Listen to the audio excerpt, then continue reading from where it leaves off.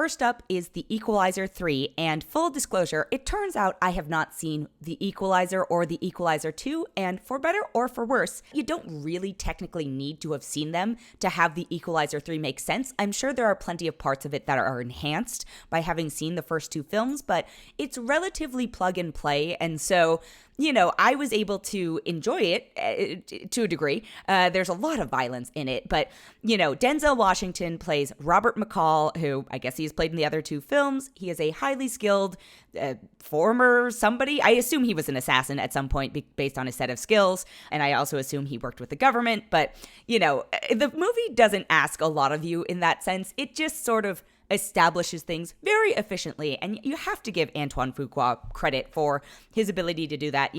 I saw it with a few people who had seen the first few, and I saw it with a few people who hadn't, and apparently, there were certain callbacks, but overall, it feels relatively self-contained. So in this third one, we see Denzel Washington just in Italy dealing with some mob bosses, and I don't know. I truly don't know how active or accurate the mob is these days. I feel like they're always like a safe choice as a villain in films, and it just felt a little extreme to me. Like, sort of comically, classically, they were enforcing their mob reign, but by the same token, this is also a film about Denzel Washington being able to, sort of murder people with highly technical, advanced skill sets, etc., and with the limberness of a much younger man. Also, I'd like to point out, but I think the few things, so I had a good time. Denzel is Denzel and therefore can, carry a fair amount of a film. But there are moments where he's sort of like jubilant and joyous. And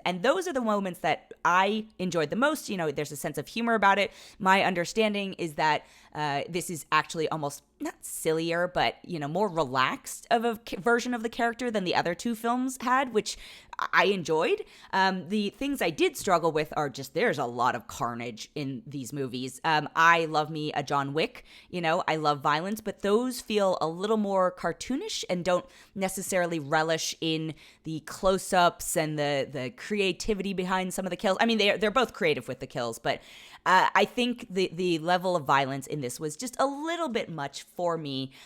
So be warned. This is just basically a series of violence strung together. And the other thing that I do have to say was a little detractive from it was, so, you have this sort of moral story of Denzel, encounters a situation where he feels the need to insert himself. And then there's this whole huge other subplot happening involving major government agencies and like really big bads. And eventually they all try to tie it together, but the way that it's introduced and woven in feels pretty late in the story. And also, they use it as a reason to bring in Dakota Fanning, who my understanding is she was in the second one. I am not familiar with her character. She felt pretty out of place in this. You also have David Denman, who played Roy from The Office, as another one of the like CIA or FBI agents.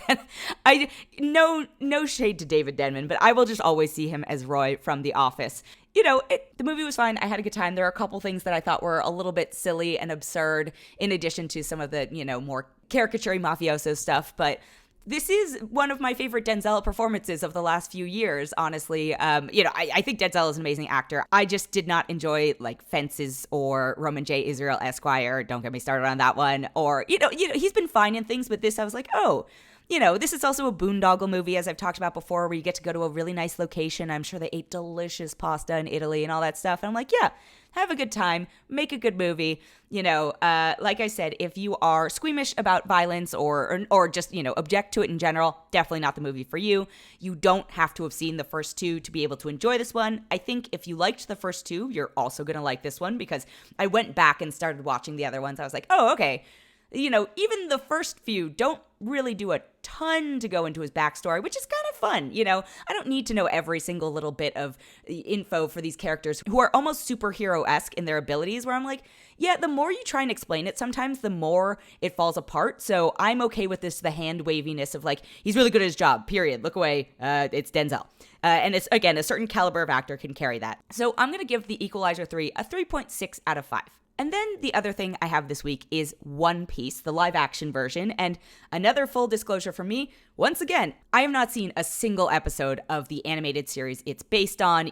My understanding is there are over 1,000 episodes, and that is a lot to catch up on. So I cannot speak to how this works as an adaptation. I can only speak to this as a new audience member who, may have heard of it and isn't ready to tackle an 1,000 episode anime, but, wanted to get started. And I was pleasantly surprised, actually, by how much I enjoyed the show. It's not my favorite thing ever. It is definitely cartoonish in a sense, but I think unlike some of the other anime adaptations I've seen, like Cowboy Bebop comes to mind, which is also from Netflix, I watched maybe 20 minutes of Cowboy Bebop and I was like, I am so sorry, I cannot do this.